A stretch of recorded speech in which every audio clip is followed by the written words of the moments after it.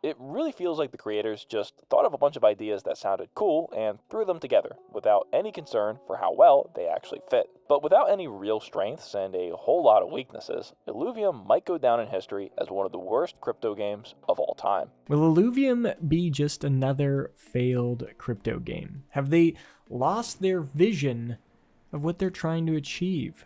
Well, let's talk about it. I'm Caveman, and I've watched John's video here, and honestly, I've been struggling to come up with feedback for the last 2 weeks and make my own video on how I thought the launch went. And unfortunately, his video mentions many critiques that are valid. And I think that, having a third-party source come out that's not, a super moon boy or invested in the company or invested in the game and have them give their honest, candid feedback can be beneficial to the project. With that being said, many of the things that he critiqued are already being worked on. And specifically, I want to start with this. But it's time to face the reality.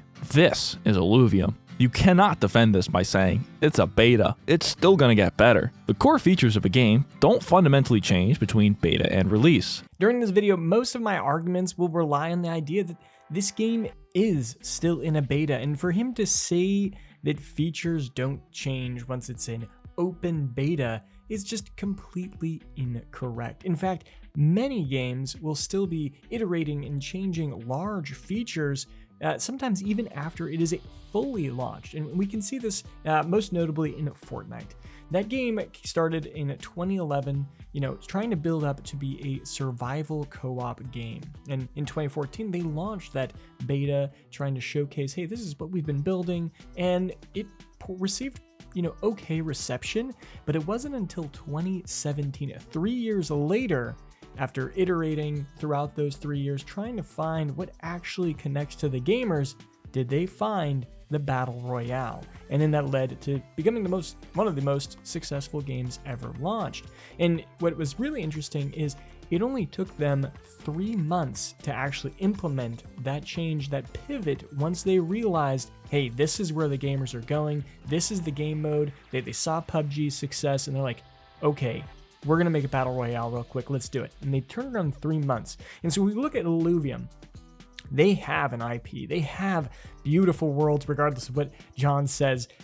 They're absolutely incredible. The graphic fidelity is amazing. You've got really cool mechanics and infrastructure. It's just, how do we turn that into a game that can reach masses? Reach the masses, get a lot of players in, and really having fun with the game. And I think that's fine. We still, or at least Illuvium still has over a year in runway, at least what I've seen in the current projections. And with that being said, that's, potentially 3 month, trial periods, trying to find what works for them. And I'm confident, at least I'm still optimistic, that they will be able to do that in the next year. And so that's where I'm planning on going. In the rest of this video, I'm going to start going back and forth between John's criticisms and what they're working on, some of the features that they've leaked or talked about, or things that they haven't talked about and they still need to address. So let's go and hop into the first criticism. I don't even know what I'm looking at. What's going on? The game just changed genres to an auto battler without any explanation. Well, I only have one option here. Click start.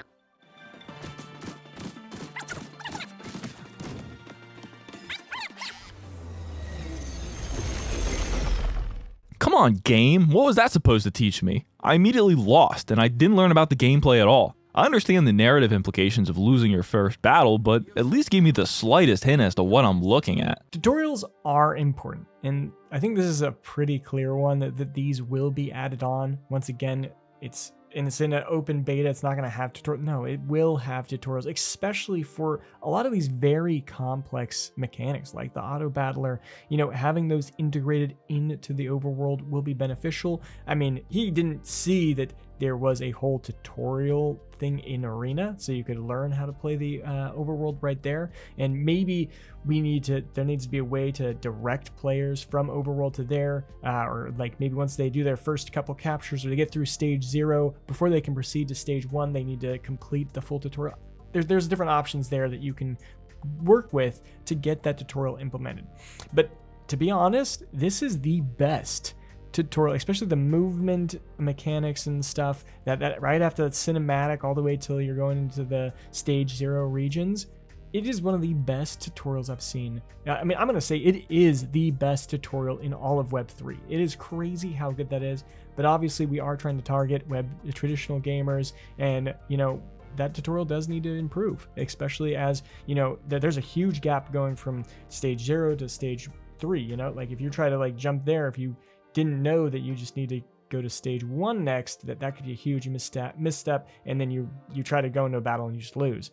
So totally understand some of those issues there. But this has been mentioned once again in AMAs and in various different posts that they are going to have those integrated further into the story, and that is something I really do think will be good. It's just, you know, you have to think, is it worth the resources both on the development and the content side to develop these tutorials if maybe this isn't going to be the final form of this game? Maybe it's still going to be iterating. Maybe Overworld's going to have a drastic overhaul where you can basically play all of it free to play, and then some of the mechanics are going to be paid. You know, there's a whole bunch of different variations they can go with, and it's just not worth the time to develop a really in-depth tutorial until that's completed. And I think that they did a great job so far in what they did incorporate. You know, you have the movement mechanics, that's huge, and that was really, really comprehensive for anyone who's maybe new to a third-person kind of shooter. Those mechanics will be really, really beneficial to getting them jump started. But during the tutorial, he also mentions, despite the rather slow and uninteresting first 20 minutes of Illuvium, I'm already sweating. This is because my graphics card has climbed all the way to 100 degrees Celsius, raising the ambient temperature in my office. This is frightening, to say the least. The poor optimization was a significant problem last time I played. I'm not seeing any improvement at all between now and last year. If anything, the large open world maps make the problem even worse. Yeah, this is a huge one, and one that needs to be resolved. I personally have a 3080 NVIDIA graphics card with 32 gigs of RAM. It's a solid computer to play any of the traditional games on, any of the Web2 AAA game. But when it's summertime, especially when I was living in Austria, 35 degrees to 40 degrees Celsius, my computer would be melting. I'd be sweating in my office. It was rough. And so I think this is something they really need to work on. And what I'm curious is, how are they approaching this? Are they going to hire new talent to come in? Do they have a crystal clear plan? Maybe they do. They just want to focus on the features, push everything else out first, and then they can quickly re-optimize. In my limited game design experience, you usually want to make sure that your optimization processes are done early and throughout, or else you build up what's called code debt, and then they're gonna have to work through all of that to try and hash through and really get the game into a state with which they're promoting, saying, you know, you can play this on a 1660. Macs are pretty much unable to play the game right now, so being able to get the game in a state where all of those are easily achievable, then we're going to start being able to hit the masses. You know, there's a whole world out there, and not all of them have nice hardware. You know, like in developing countries, there's very few people who can actually play this game. If we can make it more accessible to them, that will significantly raise our player base. I'm sure the team knows this, and I'm sure they have action plans in place. I really want to see what their intentions are. The next criticism is, she won't decide our fate.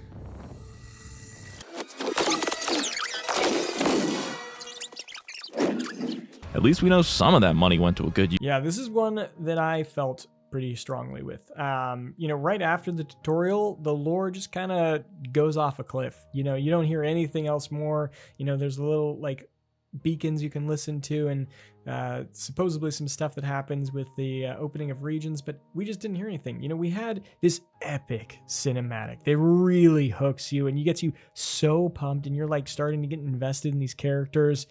And then you go through a tutorial where they're like building up all of this lore, and then you go into your stage 1 run or stage 0 run, and then it's just kind of dead after that. There's nothing, and it really just feels like incomplete. This is where I would say, like, if you're gonna do the open beta, this would be something that should have been in there also. Like, you should have the full storyline, especially with the region unlocks. Those are permanent now. Like, they're open, and I feel like we got nothing. We got that was stolen from us. There's a lack of like what happened, when these new regions opened, what there's so much story that could have been put in there, and emotion. It could have made us so much more attached to the universe and to our alluvials that we get from specific regions.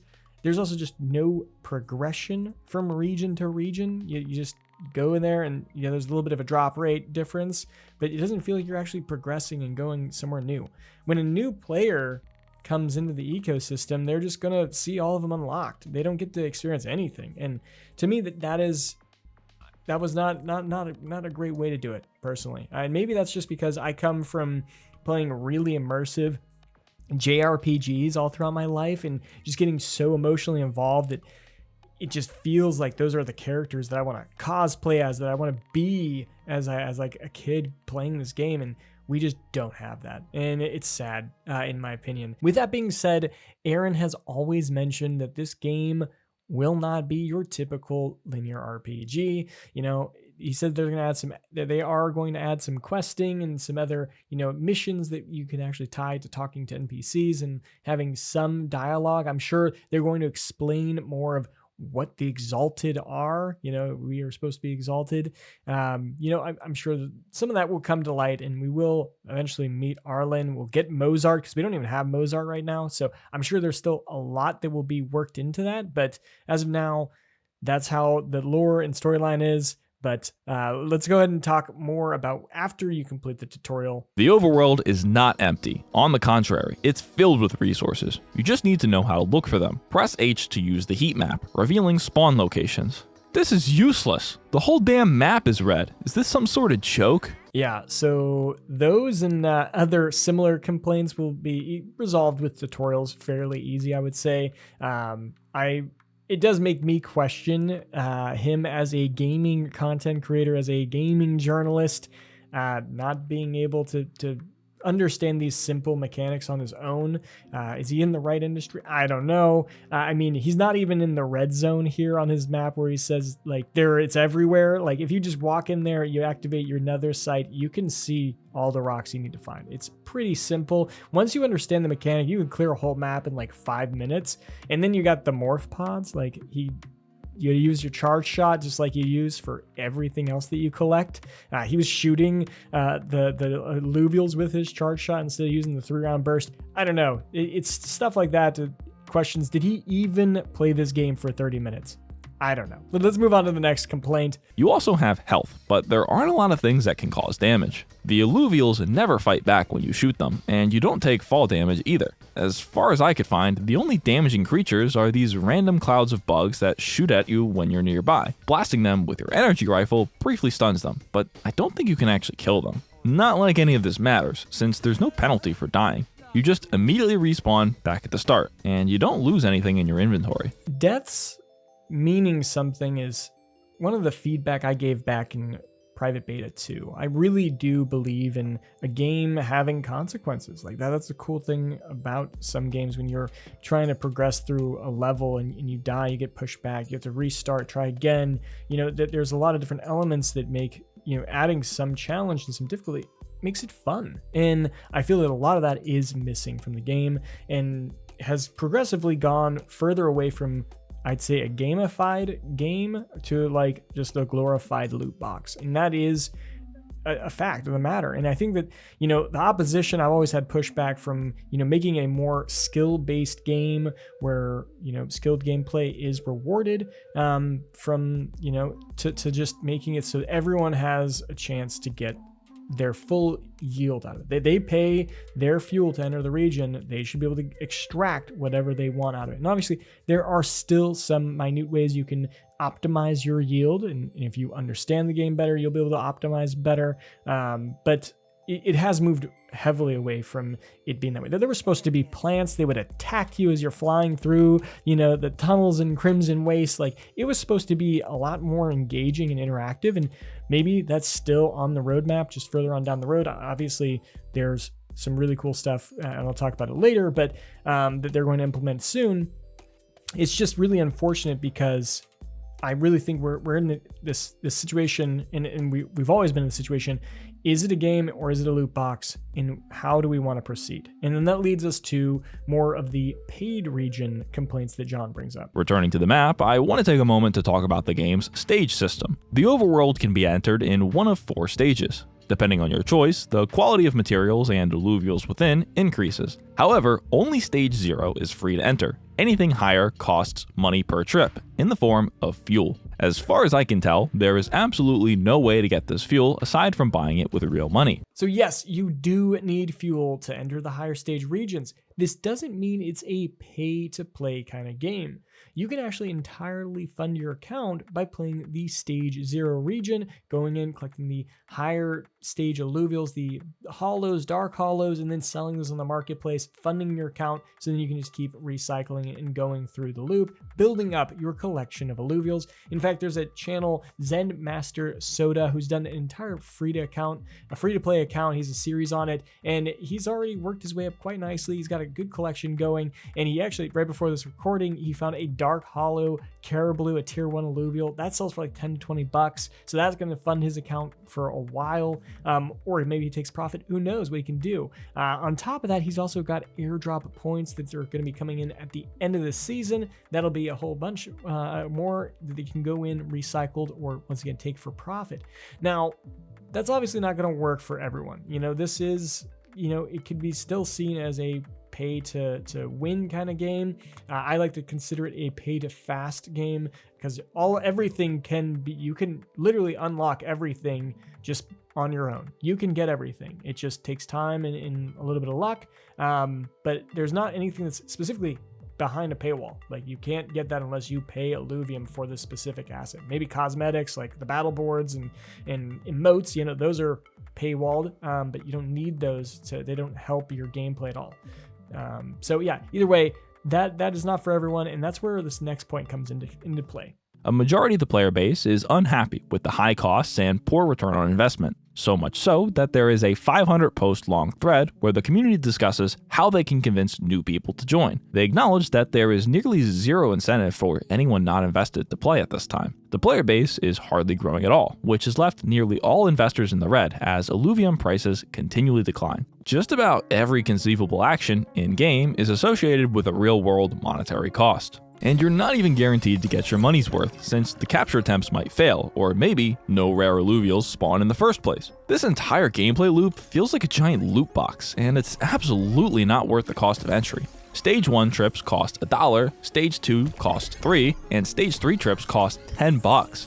Considering it was taking me about 15 to 25 minutes to complete a run, this $8 starter pack gave me enough fuel for about an hour and a half of Stage 1 gameplay, if you can even call it that. Look, we know that Scoriox and a few other people are trying to come up with a potential free-to-play model where maybe you could participate and interact with the full gameplay loop of Overworld going all the way up to Stage 3, but maybe not everything's an NFT, and you can't use that in the arena modes or Leviathan, and so then it keeps the utility for the NFTs, but allows you to actually get a full game experience and maybe not feel like every action you're taking actually costs money. Like at first I liked the idea, but now it feels kind of tedious. Like I have to think, okay, is shooting this rock for 25 cents worth, or should I try and maximize somewhere else? And it ends up becoming so like, I don't know, like it's just an accounting kind of game now, and maybe that's good. Maybe people enjoy that.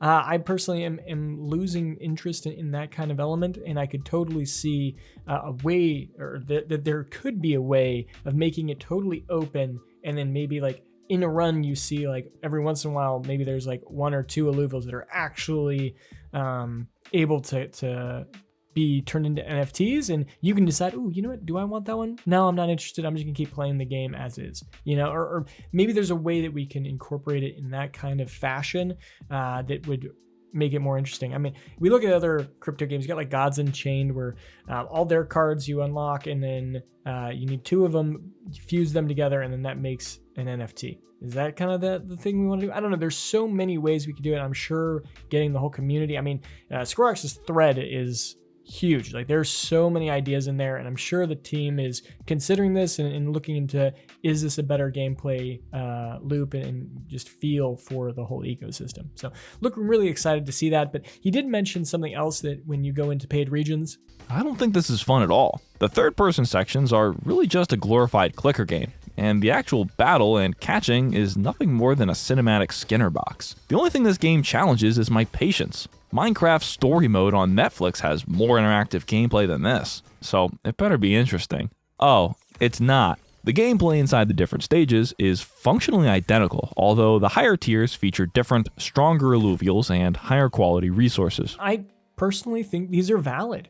It feels like there is no difference from going from stage 0 to stage 3 for the third-person elements. That's totally true. It feels like you're just shooting the same things, and maybe shooting a stage 3 alluvial takes a lot more shots, and if you don't have a nice weapon attached in your weapon slot, it won't die before it managed to escape. That's pretty much the only change. And then obviously if you go into the auto battlers, there's significant change, but referring to the third person gameplay, it's the exact same, and that can feel bad. And especially if you don't like the auto battler, then you have like no interest in playing above that. But with that being said, they've leaked some cool combat systems. We're gonna have new weapons implemented.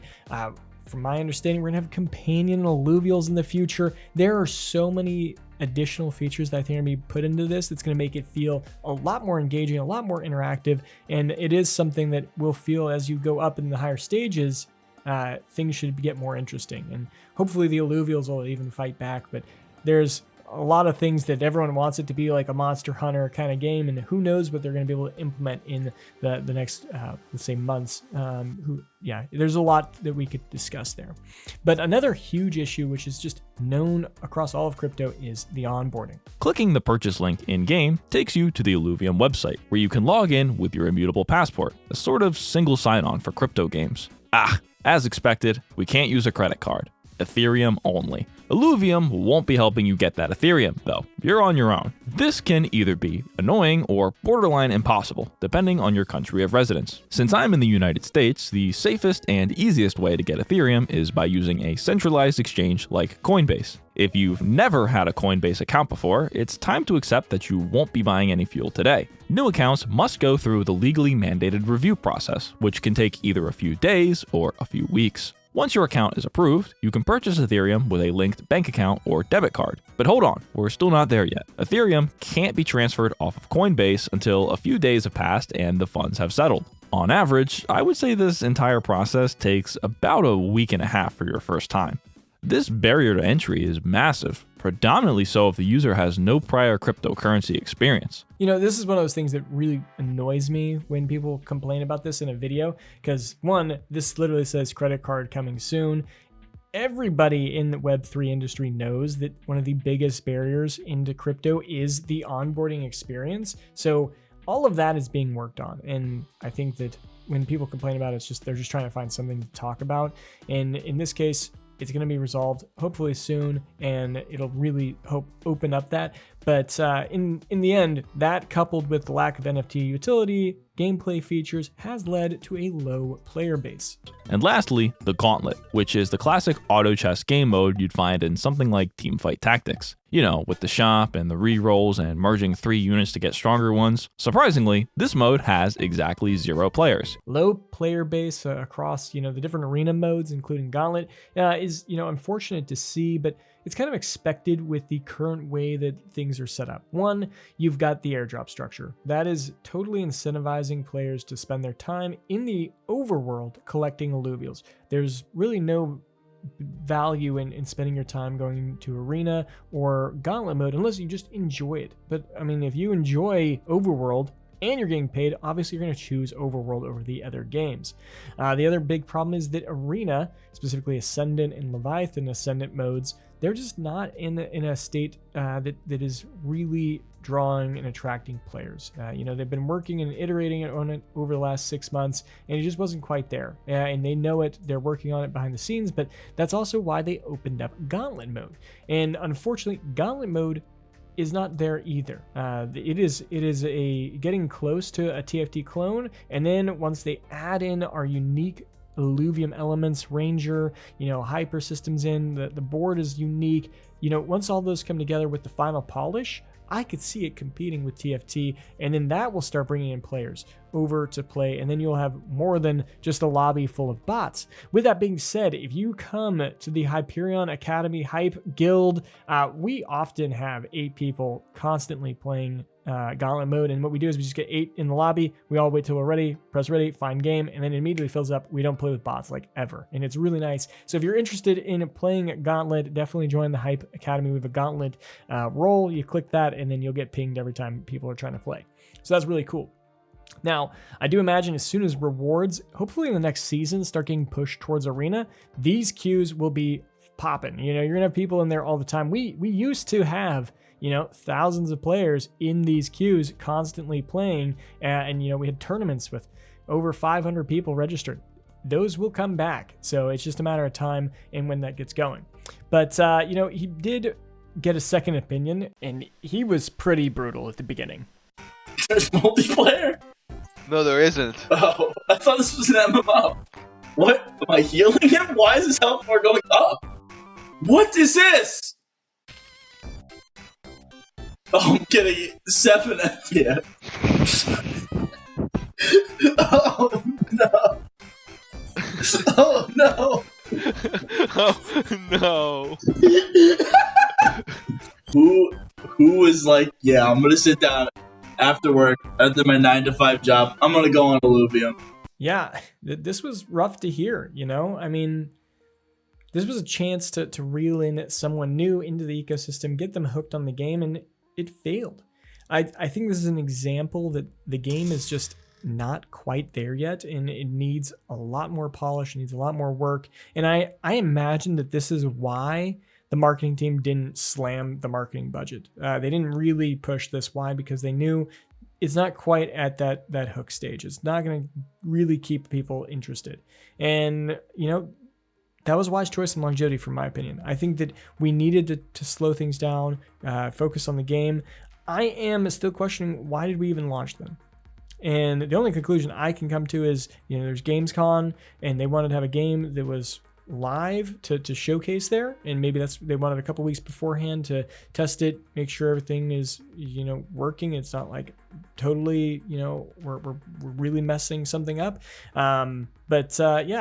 in my opinion, it makes people like myself and other members in the community feel like we got burned. We were early adopters, we spent a whole bunch of money in that first week, the first couple days, trying to get all the number 1 IDs and just slamming a whole bunch of money. And there's been a lot of patches and updates that, fuel prices have been varying. The drop rates of alluvials have changed. Now they're stage 2s and stage 3s are more common. That just feels like the early adopters kind of got hit. And that's felt like it has been this case for a while now.